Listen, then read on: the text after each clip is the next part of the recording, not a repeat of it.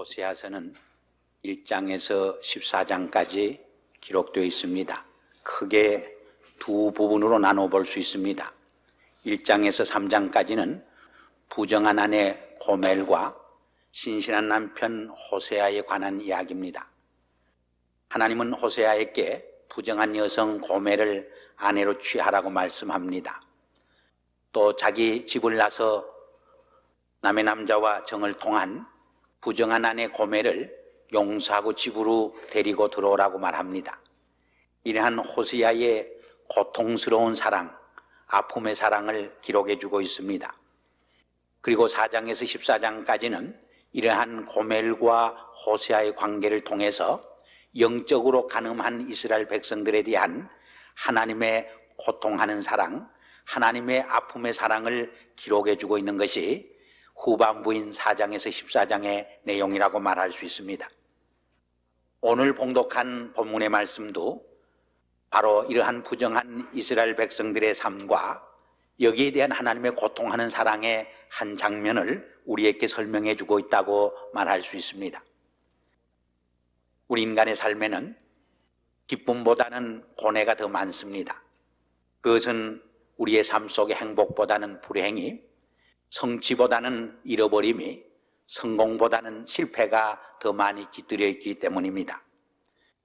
그러면서도 그 중에서도 더욱더 우리를 고통스럽게 하고 번뇌케 하는 것은 이상과 현실 사이에서 오는 차이로 오는 갈등이라고 말할 수 있습니다. 우리 이상은 높고 고상합니다. 그러나 우리의 현실은 그렇지 못한 것입니다. 특별히 우리의 이상을 추구하고 실현해 감에 있어서 나의 능력으로는, 내 힘으로는 이룰 수 없다고 하는 자기의 부족감과 자기의 무력감을 발견할 적에 우리는 더욱더 절규하고 절망하게 됩니다. 우리는 이러한 삶을 사도 바울의 삶 속에서도 엿볼 수 있습니다. 그런 로마서 7장에서 내가 원하는 것 선은 행치 못하고 원치 않은 악만을 행하노라. 오호라 나는 곤고한 사람이라 누가 나를 이 사망의 몸에서 건져내랴 절규하는 모습을 볼 수 있습니다. 며칠 전 신문을 보니까 금년도 세계 평화 노벨상을 소련의 코르바초프가 타게 되었다고 하는 기사를 읽었습니다. 어떤 분이 그분을 평하기를 그분은 이 시대에 있어서 어디로 가야 할지 알고 있는 사람이다, 그렇게 평을 했습니다. 그리고 나서 계속 그에 관해서 평하기를 그러나 그의 고민은 그곳을 어떻게 가야 할지 모르는 데 있다고 이렇게 말을 했습니다. 옳은 말인 줄 압니다. 이것이 많은 대부분 사람들의 번뇌의 내용이라고 말할 수 있습니다. 그러나 가장 치명적인 고뇌와 번뇌는 우리가 그렇게 추구하는 이상이 사실은 허상이요, 내가 나의 마음과 뜻과 정성을 다 쏟아바쳐서 추구했던 가장 값진 것이, 가장 가치 있는 것이 사실은 허상이요 무가치한 것이라고 하는 것을 발견할 때 우리는 충격에 직면하게 됩니다. 오늘 호세아 6장 말씀은 바로 그러한 충격적인 내용의 말씀이라고 말할 수 있습니다. 이스라엘 백성들은 하나님 앞에 제사를 드리는 것이 인간이 하나님 앞에 드릴 수 있는 최상의 것이라고 생각했습니다. 가장 값진 삶의 가치관이라고 생각했습니다. 그것이 하나님을 영화롭게 하고 하나님을 기쁘게 하는 최상의 길로 생각했습니다. 그래서 제사 드리는 일에 최선을 다했습니다. 자기의 정성을 다 쏟아바쳤습니다. 그러나 하나님은 이스라엘 백성들에게 말씀하고 있습니다. 나는 너희의 제사를 원치 않는다고, 너희의 번제를 내가 기뻐하지 않는다고. 이사야서 1장이나 미가서 6장에도 보면은 그러한 형식적인 외식적인 제사에는 내가 구역질이 나고 이제 지쳐버렸다고 선언하고 있습니다. 물론 제사가 잘못된 것이 아닙니다. 제사는 하나님의 자기 계시의 사건입니다. 그리고 하나님의 자기 계시에 대한 인간의 희생적인 응답을 의미합니다. 이 제사 속에서 이스라엘 백성들은 하나님과의 만남을 경험했습니다. 이 하나님과의 만남 속에서 온갖 하늘의 귀한 신령한 은총을 체험하고 경험했습니다. 그러나 이 제사가 자기의 욕심과 이기심을 추구하기 위한 실현하기 위한 수단과 방법으로 타락했을 적에 제사는 본래적인 의미를 상실하게 된 것입니다. 이러한 타락한 제사를 하나님은 기뻐 받기를 원치 않았던 것입니다. 그러한 제사보다는 진정으로 진실된 마음으로 하나님을 알기를 원한다고 본문에 기록해 주고 있습니다. 여기 안다고 하는 말이 나옵니다마는 이 알매는 두 가지 철학적 흐름이 있는 것을 우리는 알 수 있습니다. 하나는 헬라적인 알매에 대한 이해입니다. 이 헬라 사람들은 암과 삶을 분리시켜 생각을 했습니다. 지식과 행위를 일치시켜 생각하지 않았습니다. 알은 알미요 삶은 삶이라고 생각했습니다. 지식은 지식이요 행위는 행위라고 이원론적으로 생각을 했습니다. 그러나 히브리적 이해는 좀 달랐습니다. 암과 삶을 일치시켰습니다. 암과 삶이 분리될 수 없는 것이라고 생각했습니다. 지식과 행위는 이론적인 것이어야 한다고 생각을 했습니다. 다시 말해서 히브리적인 지식에 대한 이해는 체험적인 지식이었고 우리의 몸과 생활과 행위를 통해서 터득되는 알미였던 것을 우리는 알 수 있습니다. 이러한 체험적인 지식만이 우리의 인격과 우리의 삶 속에 놀라운 변화와 새로운 삶의 가치관을 불러일으킬 수 있는 진정한 지식이라고 히브리 사람들은 이해를 했던 것입니다. 예를 들어서 죽음에 대한 이해도 그렇습니다. 죽음에 대해서 머리로서 이해를 하면은 정말 우리의 삶 속에 죽음의 의미가 터득되지 않습니다. 제가 캐나다에서 목회할 적에 한 40대의 간호원 성도가 있었는데 그렇게 건강하고 열심히 뛰어 일을 했는데 어느 날 갑자기 병원에 입원을 하게 되었습니다. 병원에 입원해서 진단해 보니까 암병입니다. 그리고 수술을 받았습니다. 그런데 간이 나쁘고 신장이 나빠서 하루하루 병이 악화되어 갑니다. 집사람과 제가 휴스톤에 제가 연합집회 인도하기 전날 한번 신방을 했습니다.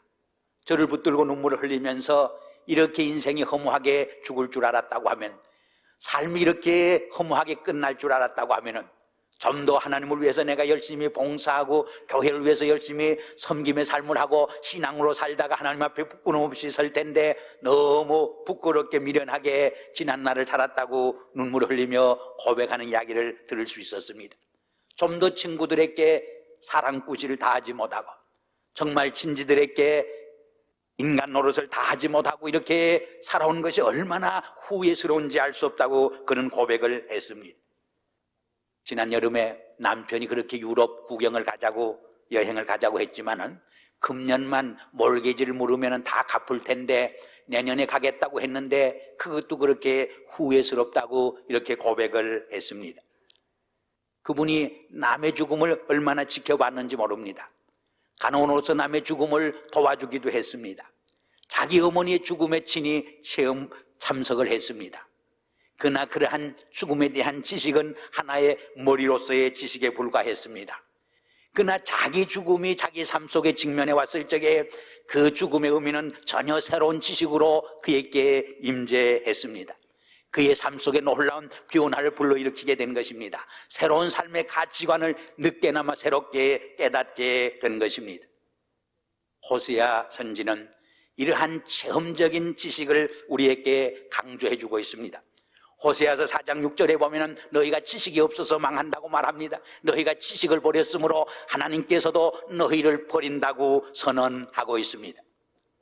신약에서도 요한복음 17장 3절에 보면 영생은 곧 하나님을 아는 것이라고 말씀하고 있습니다. 이렇게 히브리적인 알미라고 하는 것은 머리로서 아는 것을 의미하지 않았습니다. 우리의 체험을 통해서 우리의 몸과 생활과 행위를 통해서 터득되는 지식과 알을 의미한 것입니다. 오늘 우리가 하나님에 관해서 많이 알고 있습니다. 하나님에 관한 지식이 우리에게 풍성합니다. 그러나 그것은 우리의 머리로서 아는 지식에 멈출 때가 얼마나 많이 있습니까? 하나님은 호세아를 통해서 하나님에 관해서 체험적으로 몸소 우리의 생활을 통해서 산 지식으로 알아야 할 것을 호소하고 있습니다. 더 정확하게 말하면 The knowledge of God과 The knowledge of about God은 비슷한 것 같지만 굉장히 다릅니다. 우리는 하나님에 관해서 알고 있지만은 하나님을 진정 모르고 살 때가 얼마나 많이 있습니까? 하나님을 진정 우리의 체험을 통해서 우리의 산 지식으로서 경험해야 할 것을 여기 언급하고 있습니다. 그럼 구체적으로 호세아 선지자를 통해서 하나님께서 하나님을 알기를 원하는 내용이 무엇입니까? 오늘 본문 말씀에 보면 세 가지로 우리에게 요약해 주고 있는 말씀을 읽어볼 수 있습니다. 하나는 하나님이 자기 백성들이 하나님께 돌아오시기를 그렇게 원하고 계심을 그들의 백성이 알기를 원했던 것입니다.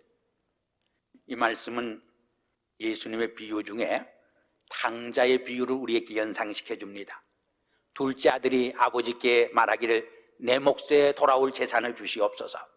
그 재산을 가지고 저 먼 이역 땅으로 가서 허랑방탕하게 사치하고 낭비하면서 인생을 인조했습니다.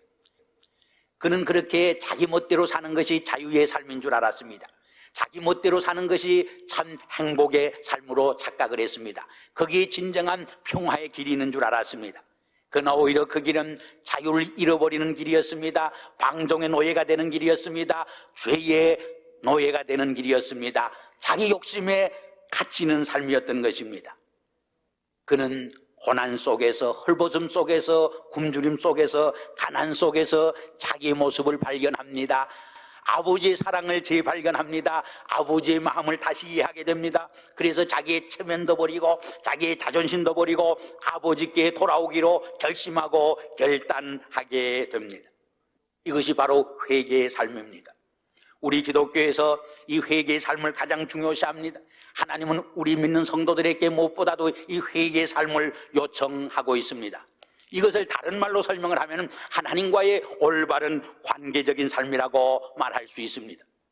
하나님은 우리에게 이 하나님과 올바른 관계로 돌아오기를 원하고 있습니다. 여기에 진정한 자유가 있습니다. 여기에 진정한 평화가 있습니다. 여기에 진정한 축복의 길이 있음을 말하고 있습니다. 그래서 종교개혁자 마틴 루터는 하나님에 대한 복종, 그것이 바로 크리스찬의 자유회로의 길이라고 선언한 것입니다. 우리가 제사를 드리는 것도 중요합니다. 예배를 드리는 것도 중요합니다.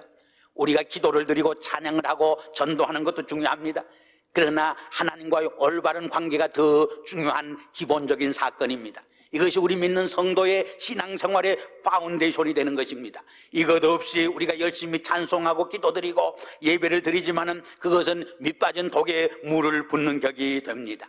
그것은 마치 모래 위에 우리의 인격에 집을 짓는 것과 같은 것입니다. 오늘 우리가 집사선거를 하고 권사선거를 합니다마는 사실은 재직이 되는 것도 중요하지만은 더 중요한 것이 하나님과의 올바른 관계를 확립하는 일입니다. 이것 없이 재직이 될 적에 오히려 하나님을 향해서 또 자기 자신에 대해서 불행해질 수 있습니다. 오히려 하나님을 모독하고 자기를 욕되게 하는 길이 될 수 있는 것입니다. 하나님은 먼저 자기 백성이 하나님께 돌아와서 하나님과의 올바른 인간관계를, 올바른 삶의 관계를 맺기를 원하시는 것입니다. 두 번째로 호세아 선지를 통해서 하나님은 찢으시지만은 싸매어 주시고 채찍을 가하시지만은 고쳐주시는 하나님임을 알 것을 원하고 있습니다. 바로 이 하나님의 손에 우리 자신을 온전히 맡길 적에 거기 생명의 길이 있고 삶의 길이 있음을 우리에게 가르쳐 줍니다. 무슨 말입니까? 하나님은 불의와 죄에 대해서 심판하는 공의의 하나님이라고 하는 말입니다. 우리 부모들도 사랑하는 자녀들이 곁길로 가고 죄의 길로 빠져들 적에 채찍을 가합니다. 만일 그것을 보고 방관한다고 하면은 참 부모가 아닙니다. 그래서 히브리서 13장에 보면은 참 사랑하는 부모는 자식에게 채찍을 가한다고 했습니다. 만일 채찍을 가하지 않으면 그는 사생자라고 했습니다. 친자녀가 되지 않는다고 했습니다. 그러나 우리가 자녀를 키울 때 가만히 관찰해 보면은 매를 맞는 자식의 마음보다 매를 때리는 아버지의 어머니의 마음이 더 고통하는 모습을 봅니다. 그래서 매를 때리고 오히려 사랑하는 자녀를 붙들고 더 가슴 아파 눈물을 흘리는 부모의 모습을 볼 수 있는 것입니다.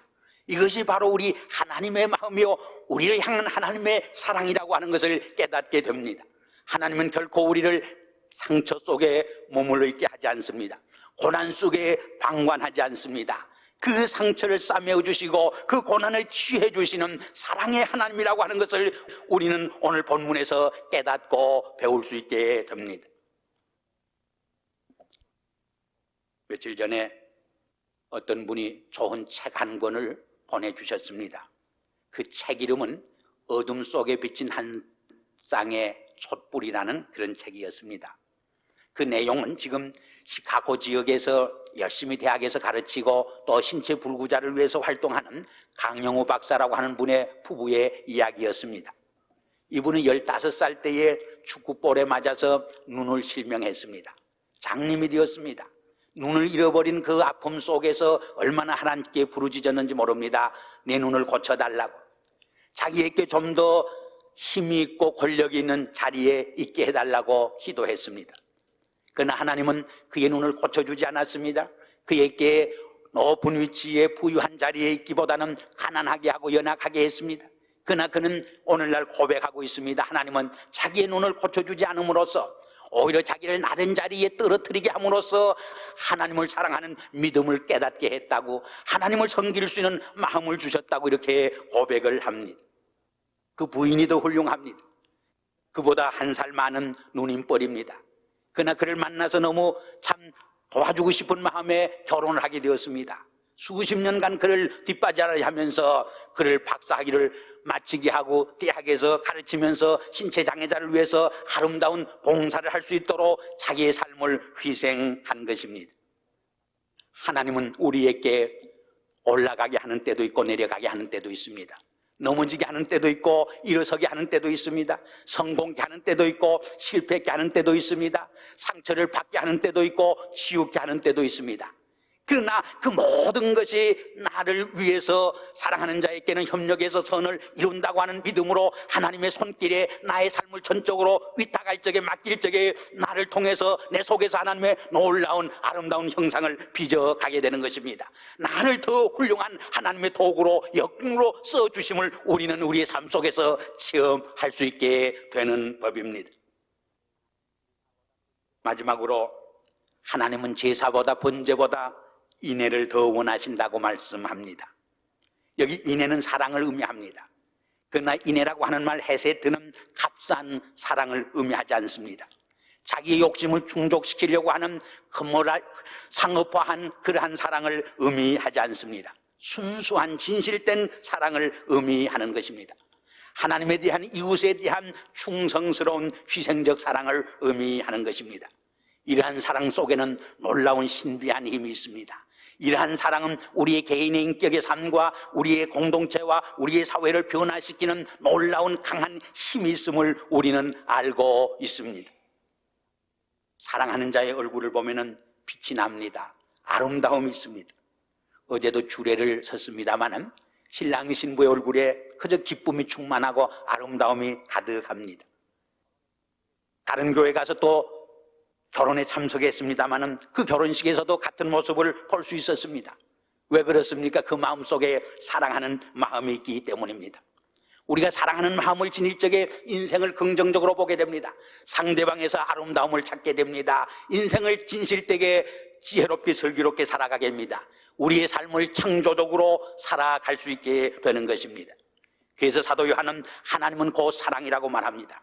우리가 사랑할 적에 하나님을 진정 알게 됩니다. 우리가 사랑할 적에 내 안에 하나님이 내 안에 계시게 됩니다. 하나님과 더불어 사는 아름다운 행복된 평화의 삶을 우리가 살아갈 수 있게 되는 법입니다. 일본의 유명한 기독교 여루 작가 중에 미우라 야마코라고 있습니다. 그분이 쓴 유명한 작품 중에 빙점이라고 하는 작품이 있습니다. 그분은 결혼을 했을 적에 남편의 봉급만으로는 살아갈 수 없는 아주 가난한 삶을 살았습니다. 너무 가난해서 생계를 유지하기 위해서 구멍가게를 하나 차립니다. 그러나 돈만 벌기 위해서 장사하는 것이 아니라 이웃을 섬기고 크리스찬의 사랑을 나누기 위해서 열심히 장사를 합니다. 그렇게 했을 적에 이웃으로부터 신용을 얻어서 점점 사업이 잘 되어서 나중에는 추록으로 물건을 나르는 그런 큰 사업으로 성장합니다. 너무 바쁘니까 어느 날 남편이 직장에서 돌아오면서 말하기를 이렇게 장사가 잘 돼서 우리가 돈을 많이 버는 것은 좋은데 이웃집의 가게들이 문을 닫게 되면 곤란하지 않느냐 농담을 했습니다. 그 말에 큰 교훈을 깨달았습니다. 그래서 그는 그날부터 장사를 좀 줄이기로 했습니다. 사업을 좀 줄이기로 했습니다. 어떤 물건은 아예 가져다 놓질 않았습니다. 그리고 손님이 오면은 우리 집에는 그 물건이 없으니까 저 집에 가면 살 수 있다고 손님을 다른 집으로 보내주기 시작을 했습니다.